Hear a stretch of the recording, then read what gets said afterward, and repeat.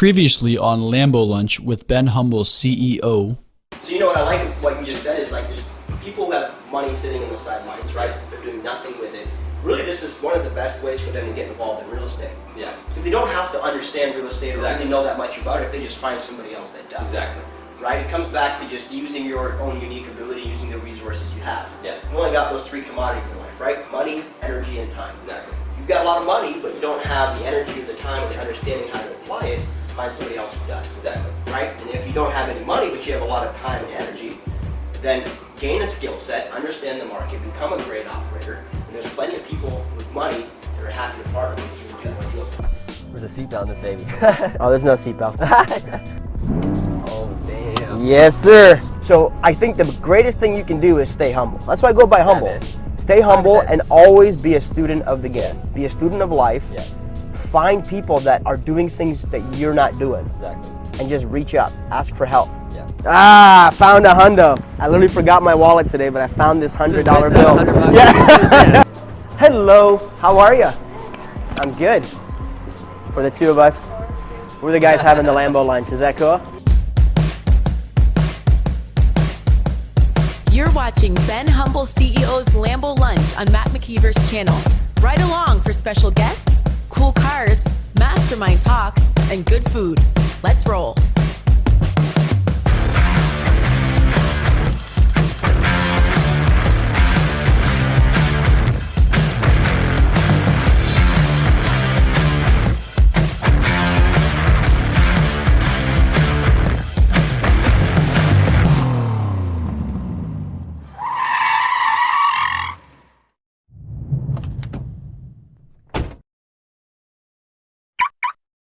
Ben, the Humble CEO, is back with Lambo Lunch with Matt Piche. In today's video, they're going to sit down and just kind of expand upon what they were discussing in episode 1. If you guys haven't checked out episode 1, we'll throw a link in the video description down below.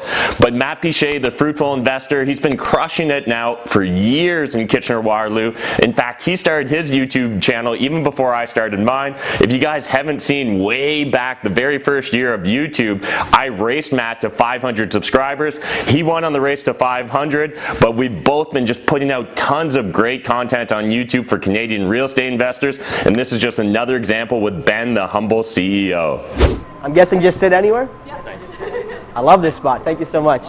All right, so first deal accomplished. Yeah. Good to go. Let's get some food. So what's the game plan from here now? Now that you know we got one deal, ready for number 2, right? Yeah, just double down, get more, keep it going. That's the plan. Love it. Grow it out, scale it. Have other people kind of working with me so I can back off a little bit and kind of run the business as opposed to being in the business all the time. Yeah. So, That's the cool thing is you can actually scale it out. yeah. Make it a scalable, real business without a whole lot of overhead, without a whole lot of employees. Exactly. It's probably one of the most profitable little businesses It you is. can have, right? Yeah, because you can keep it lean. You don't need like 10 employees. You can start off with 3 or 4 and make something really big out of it, right? So, Yeah. Yeah, because you have got a lot of leveraging ability in this. Yeah. I've got friends who own like manufacturing companies and Yeah. require so much overhead, Oh my gosh. so much human resource, Yeah. right? So much capital Yeah. to put into those businesses. Real estate, Yeah. it's almost too easy for real It estate kinda, investors. sometimes I think it is, honestly. Yeah. It's too easy. I don't know why more people don't do it, but it's funny. Yeah. Well, everybody's got their own thing in life, right? Yeah, Everybody's trying to figure out what they want to do. Yeah. And there's nothing wrong with having the 9-to-5 job if For that's sure. what you enjoy. Yeah. But, you know, for that special kind of person they want to secure their own future, Yeah. they want to basically eat what they kill. Yeah. I'm that guy. Yeah, for sure. If I kill well, I eat well. Exactly. If I don't, I'll starve. Exactly. But I'd rather live in that kind of lifestyle than be told how to live or Yeah. what to do or Exactly. where to go. Yeah, it's crazy even just coming from communist life. Yeah. Like you're literally standing in bread lines, It's straight insane. up. It's the same. Nobody has Lambos. Nobody Yeah. you don't have any more than the next guy. It doesn't Yeah. matter if you're a doctor, if you're That's a janitor, crazy. Yeah. right? Imagine that for a moment. Like, it's insane. It's not going to work.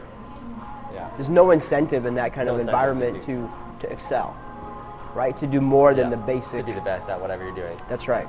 That's right. But we're so blessed in Canada, right? Yeah, There's so 100%. much opportunity here Yeah. to do amazing Anything things. you want. Yeah. It's just a matter if you're going to do something with it. Yep. Exactly. Are you going to make it happen, or are you not going to make it Yeah. happen? And I get a lot of young guys who hit me up on Instagram like, "Hey man, I see you have a Lambo. I see you got this stuff. With Lambo, it's just a credibility piece. Exactly. That's all it is. Yeah. Lambo just says, yeah, I can afford this stuff. Yeah. I know some people are like anti-Lambo movement. Whatever. Like, oh, don't listen to all the gurus and Lambos. No, Yeah. if the guy has a Lambo, it means he can afford the Lambo. Exactly. Right? Yeah. And even if he's stretching his payments, it's still a Lambo payment, Exactly. not a Honda Civic payment. Exactly. Which is a big difference. Big difference. Right? Now, that doesn't mean he should be a good mentor or not. Yeah. Like, mentorship isn't about having a Lambo. Yeah. But look to people that have more than what you have. Exactly. I think that's a big rule. Bless me. Look to people that have the things you don't have, and not out of envy, because I think that's the worst. Exactly. Yeah. When people are so jealous in life, they're just they're just so bitter for no reason. Yeah. They don't even seek to understand. They just hate. Yeah. 100%. Not worth it. Yeah. All right, tea is what we need. Love it. Yeah. So what was, I know you told me, but what was your first deal like? I'm curious Yeah. to kind of get a gauge on that. Yeah. 'Cause I know what mine was like. Mine was a duplex I bought. Basically, I moved into it. By the time I was all set up, I was paying about $150-something per month to Yeah. live in a duplex. But what was, you were living at home with your parents? Yep. Yeah? Yep. And you had your high school sweetheart? Yeah, Right? exactly. Okay. So what does that first deal look like for you? So Like, it was just a little tiny townhome, a condo townhome, right down the street from where I live, which is we lived in a good rental area, and I knew that kind of going in. So I just bought the closest one that popped up on the market. Okay. It was $135,900, which in Kitchener, that was like wow, that insane. seems pretty cheap. That was back in 2012. somewhere around there. $135,900 Yeah. for a townhouse. Okay. Yeah, that same townhome now is like $350,000 without doing much of anything. So it's just the times have changed, but just a nice, simple, little boring deal. I kind of knew at the very beginning that's what I've always wanted: the simple, boring. I saw the chaos around me. Everybody's life is crazy. I just wanted simple, man. I got into that right away. No fancy stuff, no crazy VTBs and multifamily, and you know what I mean. So you were able to get a mortgage from the bank, Yeah, and you like put mortgage money from the down. bank. And then actually when I bought that property, the day I closed on it, I quit my job. Oh man. Started my Okay. own business, renovating properties just And for what were you investors. doing for a job? I was doing carpentry. So I was Oh, a okay. carpenter. Gotcha. I just finished my schooling, my last schooling block for my apprenticeship. And literally the house closed like right when I finished that school block. So I was a full carpenter at that point. Quit my job, bought a property, had no money. I was going all in. And the rest is history. So you really committed I to just doing jumped. it I cut it before off, man. I burned the before it bridges. was ever time. You Yeah. had to burn. I love it, man. Yeah, I burned It's the all about bridges. burning bridges in Yeah, life, right? for sure. Committing with such a level of intensity that there's nowhere to go back. Exactly. Yeah. So you bought the property, quit the job, Had no money, no clients. no this money, new no business. client, no nothing. It was Okay. just- I just gave her. Wow. And you just had to figure it out Figure in it the out. middle of it, Yeah, right? Exactly. It's powerful. Yeah. It's powerful. It's just a lot of people want to feel good about doing it before Yeah. actually doing the work, 100%. before stepping into Gotta it. do it, man. Mine was very much the same way. You know, I found a duplex. Now, were you studying real estate before then? Yeah, a little Okay. bit. About a year before that, yeah. I was always obsessed with flipping houses and real estate. But once I bought the first one, that's when I doubled down. I joined RAIN, the Real Estate Investment Network. Okay. That's when I started meeting other people and getting my clients for renovations. And then the more I worked with them, the more they said, Matt, I wish you were my realtor in Kitchener. There's no realtors like you who know how to build, know how to renovate. You should be a realtor. Yeah, I didn't really think about it. And then I kind of knew that I didn't want to do carpentry forever. There's no way. So I thought, hey, if everybody wants me to be a realtor, you know, I kind of like that side of real estate anyway. And I just dove in. And I crammed through the entire course in 4 months. Wow. I just quit my job kind of again. And just went full-time studying, banged off all the courses, became a realtor. And then that's the rest of history. So you found a niche in the marketplace Yes. that you decided to fill. Yeah, so I Just business only- 101. Yeah. Right? Find a need, fill the need. Yeah. So there was no good realtors that were Investor-savvy investor-savvy realtors. realtors, Exactly. right? So you decided to become that guy. Yeah, that's all I do now. Still to this day, I only sell investment properties. I don't sell the regular house with the white picket No fence for mom and retail dad. stuff. No. You're all investor-based. It's all investing, yeah. Okay. That's amazing. Yeah. Because you identified the need in the marketplace. Exactly. Yeah. But how did you identify it? Because you were already doing real estate. Exactly. So you had to jump into real estate first, To find get out. involved, take action, and then in the middle of it, you're like, whoa, there's a huge opportunity Exactly. here. And then you'd be able to switch and Yeah. pivot your strategy to go ahead and fill that opportunity, Exactly, right? yeah. I love that. Yeah. But that's how business works. Exactly. That's You have to really figure it out as you business. go. People want to figure it all out before they even start. You just got to get in, and then you'll figure it out eventually. And you'll change, right? So, okay, so you got your first property. What did you do from there? You got it. Yeah. It was a townhouse. Townhouse, and then Okay. 6 months later, we bought another townhouse in that complex that we moved into. Okay. And then that's pretty much the extent of how much money I could have as a carpenter and how much credit I could get. That was it. I was done. So I sat on those two properties for about 2 or 3 years of not buying anything, thinking I could do this all on my own. I don't need nobody. And then I realized, no, I need people, obviously. Then I finally got on the joint venture bandwagon and started researching how to do JVs, how to become an expert, specifically in marketing, which I'm obsessed with. Yeah. So how to become a good marketer, how to make this work, and then that's when shit really started clicking.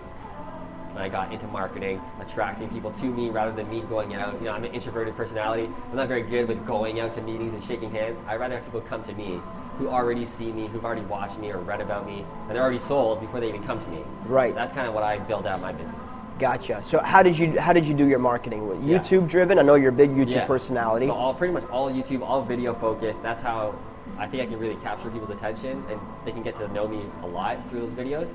And they're already sold on my idea. So like that's why I do before property walkthroughs, after property walkthroughs. I'm essentially teaching my potential joint venture partner what it's gonna look like when they partner with me. So I'm giving them everything.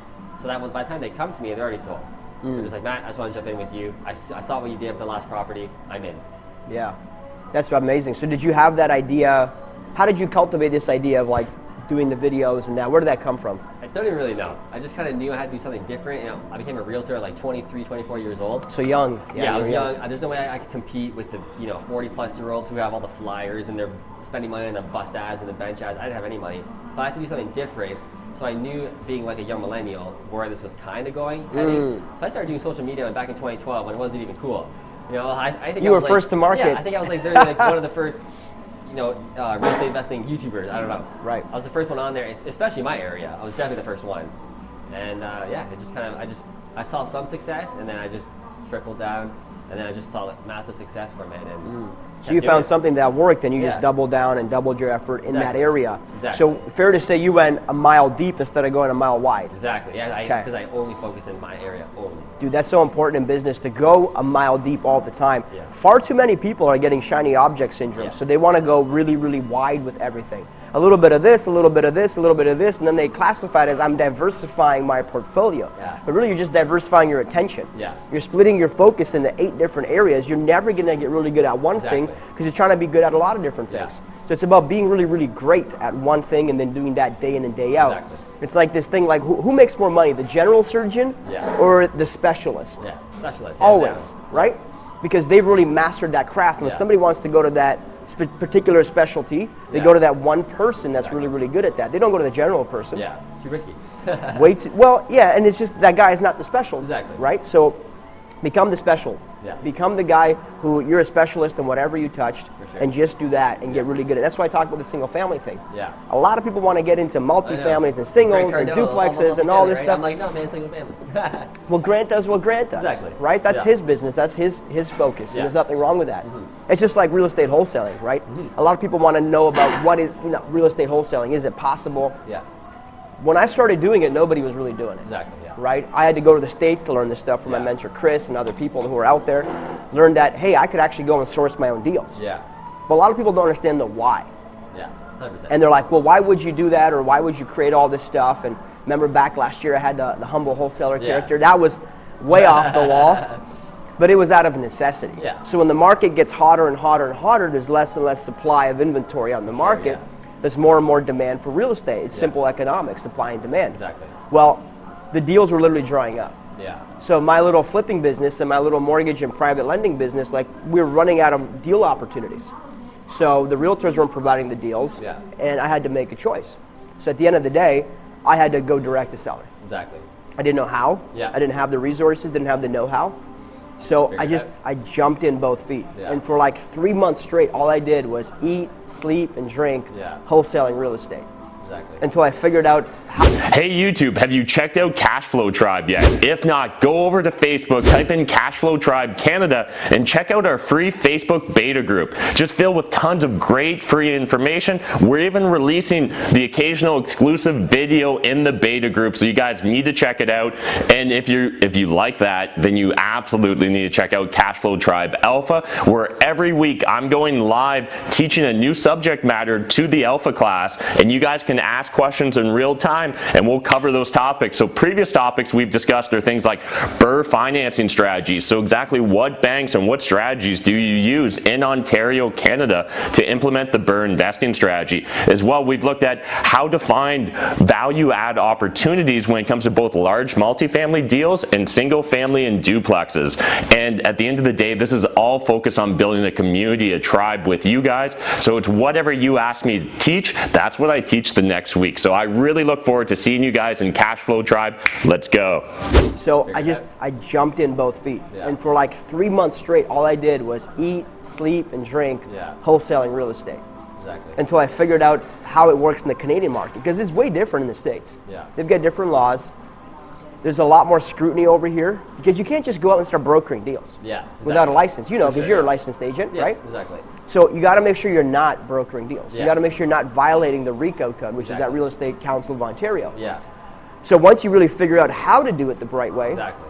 and how to buy and sell real estate the right way, you open up so much more opportunity. Yeah. But again, filling that need. For sure. I had to fill it for myself, number one, and then I realized that, hey, other people have this need too. Exactly. Because usually if you have a problem, other people have the same problem. Yeah. That's what I've noticed about it. For sure. So that's, I think, a big factor is like, what's the why? Yeah. What's the intention behind it? I don't think I was sitting at home like bored one day, like I want to be a wholesaler. Yeah, exactly. No, that wasn't the case. Yeah. I was busy already, like I'd already made $1 million in real estate before I started wholesaling. Exactly, yeah. Wholesaling wasn't the catalyst to anything. Yeah. Wholesaling was just another piece of the equation for me. Exactly. But I was very quiet before then. I kept to myself. Yeah. I made $1 million, nobody knew who I was. And then I remember something Grant said actually at 10X when I was there. He's like, you have to get out of obscurity. Yeah. People have to know what you're doing. Exactly. And for me, I'm a big impact guy. Yeah. I love to serve people at a high level and impact as many people as I can because of where I come from, the oppression, the communism. So I realized that the only way I'm truly going to impact people at a large level is to put myself out there. Yeah. It's not comfortable. For sure. You'll get criticized. 100%. You'll have to deal with all the crap and the haters. Yeah. But at the end of the day, when I'm 70 years old, right, sitting in a nursing home, and I look back, the only thing that matters is what I did with my life. Exactly. Not what Jenny and Steve thought about me when I was 34 years old. Yeah. That doesn't matter. Exactly. So to say this is, you know, you just have to jump into stuff. Yeah. But then get really, really specialized in one thing. So I became the humble wholesaler. I went double down on humble wholesaling. Exactly. On wholesaling, on getting those deals. And as a result, I created the largest deal pipeline basically here in southwestern Ontario. Exactly. So it wasn't like I sought out to create this, but I was just intentional about what I wanted. Yeah. And I took massive action. 100%. And as a result, opportunities, they appear. And Lamborghinis, they appear. He's blowing up his own Instagram. Get it, boy. Look at my man right here. I love guys like this because I was this kid when I was younger. Amazing, man. Right? I was the kid who had all these cars on my wall when I was a little kid and, you know, was like, you know, one day I'm going to have one. I had a 911 Carrera on my wall. Nice. I had a Lambo. I had a Ferrari. I had a Ferrari 360 Modena on my wall forever. And I even had the little die-cast cars, you know, those little ones that come in a box. I was the kid who never took them out of the box. I literally put these things on a shelf. Yeah. And I had like, you know, a dozen of them. And I would look at these things every day. And I was like, one day I'm going to buy this car. Yeah. And then I finally did. And it was like all those wishes and all those ambitions when you're a little kid, it just materializes and you feel satisfaction. For sure. So it's not just the car is cool, but it's just the idea of being able to accomplish your dream. Yeah. Anybody who has a dream, like the biggest thing for you is to like recognize it at the end of the day. 100%. Wow, look at this. This looks lovely. I bet you if I put a happy hour sign on the car, people just like flood in here. Right? Maybe I need to set it up here for you guys. This looks great. We are the Great White North, right? Yeah. So there's like, there's so much abundance here, we're just not looking at it the right way. You think our whole like socialist mindset has something to do with that? Oh, for sure. Yeah, we're much more polite here. We don't like to be like upfront and brash. Yeah. You know, don't look at me. Totally. So if you are that person that can look at me and be out there, you're gonna kill it. The opportunity will find you, right? 100%. Yeah. Actually, like I know a big investor in Saskatchewan that has 300 properties. Whoa. In Saskatchewan. Wow. Like, the heck is out there? Yeah. A big business. That's crazy. If you can do that in Saskatchewan, think of what you can do in Ontario. Yeah. It's insane. Well, it's like that book, Acres of Diamonds, right? Yeah. All the diamonds are in your backyard, as long as you're digging and you're looking. For sure. Too many people want to go look at somebody else's backyard for their diamonds. For sure. We get people like, they want to come to Windsor. Like, I want to go do deals in Windsor because Humble's doing it. Yeah. Humble could be doing deals in Anywhere. Nunavut. It doesn't matter. Yeah, that'd be sweet, actually. It's not. Could you imagine if you go to Nunavut and doing deals? It's not about where you're at. It's about what you're doing. Exactly. You know, it's not even about the vehicle that you're in. It's about how aggressively are you, are you working that vehicle? Yeah, exactly. How much effort are you putting behind what you're doing? There's something to be said about speed and just sheer willpower, resiliency. I think the way to win business is through speed. Yeah, for sure. You have to act quick. Yeah. First to market. Exactly. First to grow. First to take rejection. Exactly. First to fail. Because you're not going to grow until you fail, right? Yeah, exactly. So You gotta fail. I'm okay with 100%. failing. Yeah. I just don't want to become a failure. Exactly. That's it, exactly. Right? I'm going to say that again. I'm okay with failing. I just don't want to become a failure. True story. 100%. It's gold, right? That's truth, though. It's truth. Too many people are afraid to fail. And when you're 30 or 20 years old, like, what are you really failing? Yeah. We So live much in time. Canada where what's the worst that happens to Yeah. you? You go bankrupt, Yeah. you move back home with your parents, you start again, and you're back going, in the first 24 months. Yeah. I don't think that the consequences are as great As they or as were. dire Yeah. as people think they are. Yeah. In Romania, back home, Yeah. your ass will go to jail. Yeah. You might get beat up a little bit. My point is, over here though in Canada, we have so much abundance. Yeah. Canada and the United States are the two greatest countries in the world. 100%. Right? You can't fuck it up really. Like, It's like you're playing Super Mario, and every Yeah. time you die, they just give you another life. exactly. Why wouldn't you just jump over that bridge then? Why wouldn't you just reach for that mushroom? Go jump, grab that coin. It's the Exactly. same parallel. Yeah. Oh, I'm gonna die though. Yeah, you're gonna die. You're gonna fail, but then you get back up. Exactly. And you'll Try do it again. That's right. It's cool though, because when you know you have so many chances, all you need to do is just put in the work. Yeah. But it starts with this, though, right here, Yeah. is the mindset. I had to see this in my mind before I could hold this in my hand. Yeah, man. Now, to me, it's just the key. It doesn't mean anything, Yeah. right?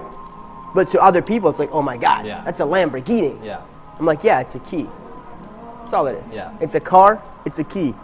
Look, it's just as nice as the red car next to it. But it's developing that mindset. That's what I pay money for. I Yeah. pay money for mindset growth, right? I pay money to see this in my mind and to see more of Yeah. these in my mind. I see 50 of these in my mind now. Nice. 50 guys like you. Yeah. Like, I love that we have a partnership and we can do deals together. Yeah. And I think far too many people live in this scarcity mindset Yeah. and they're not willing to work with other people. Exactly. I'd rather help you, man, like give you all the resources and tools. We already talked about this. Yeah. Give you everything you need to be super successful. Yeah. Why? You're not going to hurt me if you're successful. In fact, you're going to uplift the community. Exactly. You're going to help the investing community do more and do better. Yeah. A lot of times, man, we just need to do better. Yeah. All of us. For sure. Do better, squash the ego, Yeah. stay humble, eat more fruit like my man. Exactly. But yeah, just staying humble, I think, is so key. The reason I go by it is because it's so easy to develop an ego about stuff. For sure. It's so easy to be like, I'm the best, I'm the strongest, I'm dominating, Yeah. I'm crushing, I'm killing, I'm every other adjective you can think about. Yeah. But the truth is, it doesn't matter. All that does is hold you back. 100%. You're placing limitations on yourself Yeah. by just assuming you're the best. For sure. So, be the best by taking massive action, Yeah. but then just keep going. Speed man. to scale. Speed. Yeah, my buddy Judge Graham has a book Yeah, I saw called that book. Scale to Gotta get Speed, it. man. It's an amazing book. Yeah. But you think about other people who have built these large companies in the States. I know people that built companies to $100 million and have sold it. Yeah. How are they able to do that? Exactly. And it's the same fundamental principles that we apply every day. Yeah. Commitment, dedication, focus, speed, Yeah. execution, personal development. All those things are part of what they've done. They've just done it more. Exactly. So it's cool because it's almost like you can ratchet up the level of success, and it doesn't take 90% more effort. Yeah. It just takes 10% more effort. All you have to do is just be willing to put it in. Yeah. One relationship like this could be worth millions of dollars to you and I. Right? I'm sure it will be. It's gotta be, man. Yeah. It's gotta be. But it's cool to find people like that who've Yeah. got the same mindset For sure. and really start thinking that way. Yeah. Definitely. I think the reason why sometimes as Canadians we don't do a lot is because we're so pessimistic of Yes. everything. Yeah. Right? It's all about, we call it being reserved, yeah, but you're not reserved. reserved, you're just scared. Yeah. Right? It's all about holding on to your few little nuts Yep. instead of trying to get everything, right? I'd rather preserve and hold on rather than take a chance. Whereas people in the States, they're totally different. It's a very different mindset. To, very entrepreneurship, very capitalistic. You can get what you want if you work for it. The American dream. It's a little different here. Yeah. Much more quiet. But it's attainable here too. 100%. Yeah. Probably even easier. Yeah. Well, it's easier because there's nobody else here. Yeah, exactly. Like, I feel like I'm the only capitalist in Canada. Right? I'm number 2 right here. There you go. Boom. 1 and 2. Which is amazing because that means there's just so much abundance available. Exactly. Just go get it. And it's not about the stuff. The stuff is a token. It's a token of the work you've done. Exactly. Right? It's a representation of the effort, the energy, that I put into this business. But the real satisfaction is this right here. For sure. Being able to come here on a Friday at 2 o'clock, sit down, have lunch, drive a Lambo, have camera guys, and what? Not stress about bills. Exactly. Honestly, it's the comfort of life. It's amazing. This is what it's all about. Up, this cup of tea is what I do this for. Straight up. Growing up, so much struggle, like for my parents. Like it was always paycheck. What's gonna happen next month? Not like super bad. There's people worse off, but it was always a struggle from what I can think of growing up. So what was that like? Like they had blue collar jobs, and money was always an issue growing up. So my dad was a carpenter. My mom just worked like regular admin type of jobs, HR kind of stuff. So we had what we needed. Always had food, always had clothes, but nothing over that. That was the limit kind of thing, right? So there's always saw the struggle. So did that fuel in you the desire to want more? Yeah, my parents were very open with their finances. Like they didn't hold anything back. They told us everything. This is how much we make. This is what this has cost. This is why we can't afford this. We want you to be better. Do something different. My mom was very open to investing and real estate specifically. So she might have dropped nuggets I didn't even realize growing up. But she was always very, pushing towards do better. This is where we are. This is why we are. So very open, which is great. I think a lot of parents should be more open with their kids about finances. Yeah. Because we're afraid to talk about money in Canada. Like it's like a taboo subject, right? Yeah. Yeah. My family was very open with how much they made, and that helped a lot. Put things into perspective. So I got to know the so help value shape of the your value of money because you're able to be open about it, right? I know the value. Like when my parents said, we can't buy you that skateboard. All my friends had brand new skateboards, and I was like, but I appreciate it so much more. And then when I went out working, became a carpenter, and I was only making, 15, 20 bucks an hour. I was like, the same cycle over again. So I'm glad I did it because I knew how hard it was. Now doing real estate deals and money comes a hell of a lot easier. It's like, holy shit, this feels like a game, kind of. Yeah. Literally. It is a game. Yeah, 100%. Money making is a game on the the most fundamental, you're right, on the most fundamental level it's just a game. Yep. Are you able to win or lose? Exactly. Do you know the hacks and the secrets? There are shortcuts in life. There's shortcuts in business. 100%. Find a mentor and buy it. Yes. Literally buy your way to the top. Yeah. And too many people don't want to pay for it. Yeah. Do you know how many people want to have success but they don't want to pay for it? It's crazy to me. Yeah. People say, I don't want to hire a mentor. That's crazy, but I want to make $100,000 a year. Exactly. How are you going to do that unless somebody shows you how to do that? Yeah. Right? 100%. So kind of like you, so my family, my parents worked 2-3 jobs. Yeah. I'm the oldest of 9 kids, right? Yeah, it's crazy. So you can imagine they're working to provide a lot of kids, a lot of mouths to feed, a lot of kids to clothe. And growing up, I made a commitment to myself. I was like, there's no way I'm going to be struggling like that. I'm going to do better. Food is awesome. Thank you so much. You guys got to come check this joint out. It's called The Bistro. It's in Windsor, downtown, right off Willette, right next to the flag. Beautiful spot, great food. Come see my friend Sierra, get a bite. This place is gorgeous. So, boom. So I had the same kind of mindset growing up, which was like, my parents did everything they could for our family, right? They were the best parents anybody could ever have, and the fact that they escaped communism and brought us here was more than anybody can ask for. See, I already started in the red. For me, just getting to black was huge. Same with here. That's it. Right? But too many people are starting in the black and they don't want to get the green. Yeah. They're just like, no, I'll just kind of stay in the. Like, what are you talking about? Yeah. You're born here with every privilege, every opportunity, and you're squandering it. For what? What are you giving it away for? When a kid like me, a poor immigrant kid, comes here and it's like, dude, just give me the opportunity. I will work my ass off for it. 100%. So I know some people over here, they're immigrants, but you got to cultivate an immigrant mindset, even if you're not an immigrant. 100%. The immigrant mindset is not about stealing or robbing. Yeah. The immigrant mindset is about gratitude, appreciating the opportunity they have, and working hard to show that they appreciate it. Yeah. That's what immigrant mindset is about. So I have a soft spot for immigrants because I'm one of them. For sure, yeah. Right? But we started in the red. Yeah. So just being able to get to zero was a phenomenal Success, accomplishment for my family. Yeah. Right? And then once we could, I said, I'm gonna make a way. I'm gonna honor my parents' sacrifice. Yeah. Honor the risk that they took. Talk about risk, dude. They literally fled a country on foot in the middle of the night with armed patrols. They would hide during the day in the brush and run at nighttime with 3 kids strapped to their arms. Ridiculous. You want to talk about risk and comfort and getting out of your comfort zone? That's ridiculous. How many people would make that sacrifice? Yeah. Or are they just going to accept the norm? Yeah. So if my parents could make that kind of sacrifice and have that same faith-based mindset to move through that circumstance, there's nothing you could throw at me that's going to hold me back. Exactly. Yeah, I'm going to move through with the same effort, with the same force, with the same intention. I think just being super intentional is key in life. Yeah. Like, don't just do things for the sake of doing them. Don't go to your job just because you go to your job. Yeah. Don't even buy real estate just because you're buying real estate. Be intentional. For sure. And then cultivate real relationships with people. Yeah. We're a very transactional society, right? Would you agree? Totally. People want to, like, what am I getting today? What's the next? Yeah. Forget what you're getting today, man. Just work for the sake of providing long-term value to people. That's why I appreciate you, because you're dropping value all the time in your speeches, your talks. Yeah. Because you're a speaker, right? Yeah. Your YouTube personality. Yeah.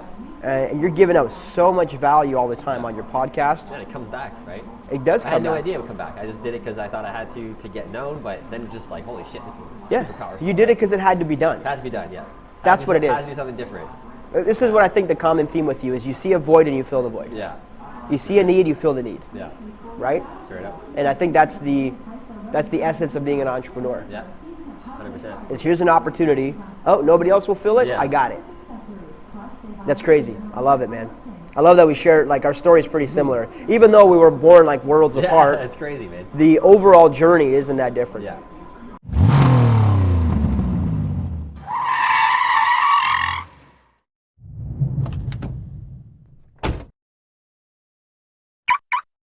Thanks again to Ben and Matt Piche for sitting down and just chatting about real estate, business, life, and everything in between. I love these Lambo lunches. If you guys are getting value, jump in that comment section and let myself and Ben know. If you guys are interested in learning more about what Ben and myself are up to, go to cashflowtribe.ca, Cashflow Tribe Canada, and check us out. We are doing all kinds of interesting things, and we're actually releasing exclusive videos now on Facebook. So if you're not following me on Facebook, you're not getting all the content.